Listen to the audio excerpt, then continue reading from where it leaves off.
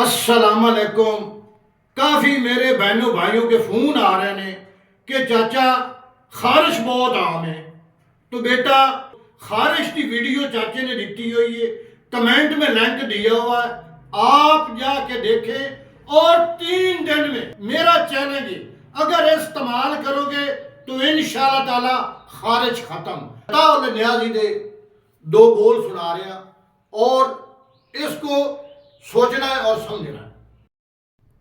एक दर्जियो कमीज सिवे ते जिड़ी कैज मशूक न पाई होवे, धागे फिराक दे नाल तोसीप घिने कैंची इश्क दे नाल कटाई होवे।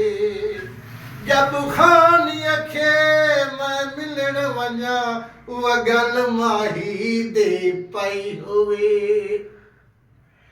कमीज तेडी काली नी सोने फुल्ला वाली, भावे वसे तू वलैत असा करनी निहैत, तेनू लेके जाना है मियां वाली।